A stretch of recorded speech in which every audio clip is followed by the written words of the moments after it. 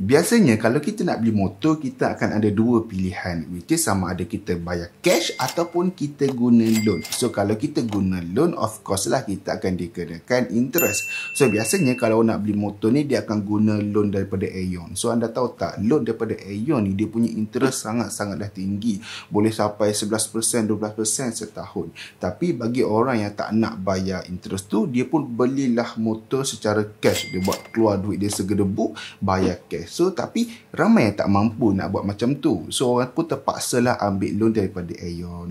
Tapi anda tahu tak, sebenarnya ada cara yang mana kita tak perlu bayar interest langsung walaupun kita beli motor tersebut secara hutang. So, maksudnya katakanlah motor tu harga dia RM8,000. Jadi, kalau kita guna cara yang saya akan explain nanti dalam video ni, kita hanya bayar ansuran sebanyak RM8,000 saja. Kita tak perlu bayar dah interest lebih daripada tu.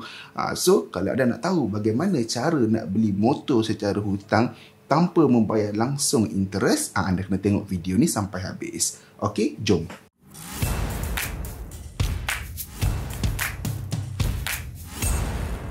Cara dia adalah kita kena guna kad kredit bila kita nak beli motor tu. Sebab kad kredit ni dia ada satu fasiliti yang kita panggil sebagai easy payment. Ataupun ada setengah bank dia panggil sebagai 0% installment. Maksudnya kita buat installment tanpa dikenakan sebarang interest. Okey. Tapi ada yang cakap dekat saya, kalau kita pakai kad kredit untuk buat installment ni, dia punya tempoh bayaran balik tu pendek.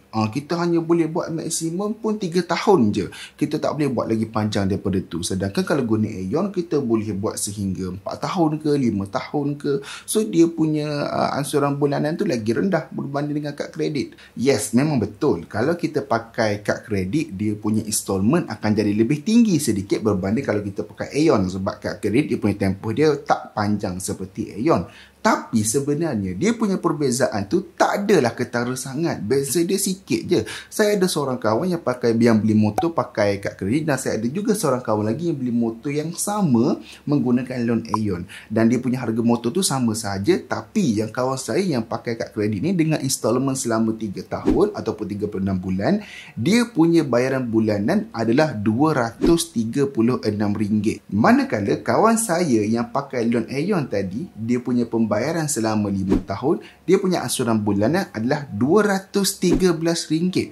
Dia punya bayaran bulanan beza RM23 je sebulan. Tapi kawan saya yang pakai kad kredit tadi, dia boleh jimat sehingga RM4,000 berbanding kawan saya yang pakai loan Aeon tadi.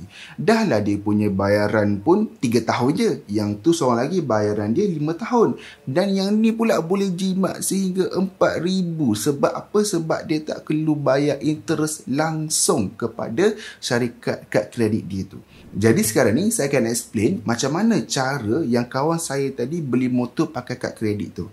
So cara dia adalah, yang pertama of course lah kita kena ada kad kredit. Yang kedua, kita kena pastikan kita punya harga motor yang kita nak beli tu, dia punya harga tu adalah within kita punya limit kad kredit. So contoh, kalau kita punya motor nak beli tu harga dia RM8,000, so limit kad kredit kita kena ada at least RM8,000.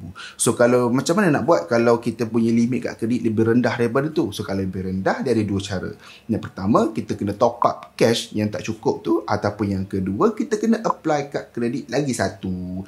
So nak apply kad kredit ni nanti saya akan buat satu lagi video macam mana cara kita nak apply kad kredit ni. Cuma dalam video ni saya nak bagi tahu cara kita nak guna kad kredit tu macam mana untuk beli motor je. Okey, itu cara yang kedua. Step yang ketiga pula adalah kita kena pastikan kedai motor yang kita nak beli motor tu adalah partner dengan bank kad kredit kita tu. So contoh, kalau kita buat kad kredit daripada Maybank, so kita kena tanyalah kedai yang kita nak beli tu, adakah dia terima kad kredit Maybank untuk buat 0% installment. Ada kedai yang terima, ada kedai yang tak terima. Sebab tak semua kedai yang dia partner dengan bank ni. Ada kedai ni dia partner dengan Maybank sahaja. Ada kedai ni dia partner dengan bank CIMB ke, bank M-Bank ke, macam-macam lah. So kita kena survey kedai mana yang boleh terima kad kredit untuk untuk bayar secara installment ni. Tapi sebenarnya ada bank yang mana dia offer kalau kita buat pembelian, tak kisahlah pembelian dalam dekat mana-mana sekalipun, yang penting dalam satu resit kita spend lebih daripada RM2,000. So kita just boleh call je bank tu untuk pecahkan dia punya total amount tu kepada bulanan yang kita nak. Contoh buat setahun ke, 2 tahun ke, 3 tahun ke, macam tu. So antara bank yang saya tahu adalah bank rakyat. Bank lain mungkin ada offer macam ni juga, tapi saya tak pastilah, yang tu anda kena survey sendiri. Bank mana lagi yang offer pembayaran installment ni tanpa perlu bank tu partner pun dengan kedai tu ataupun merchant tu. Itu step yang ketiga.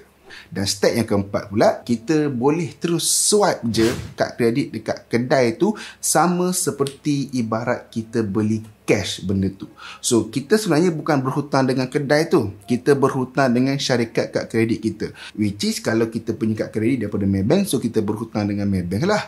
Ataupun kalau kita punya kad kredit daripada CIMB, so kita berhutang dengan CIMB. Dan setiap kali sampai je statement balance, kita akan terima berapa amount installment yang kita buat tiap-tiap bulan dengan bank tu. So kita just bayar amount tu je lah sampailah habis kita punya tempoh pinjaman kita tu. Kalau kita buat 3 tahun, 3 tahun lah. Kalau kita buat 2 tahun, 2 tahun lah.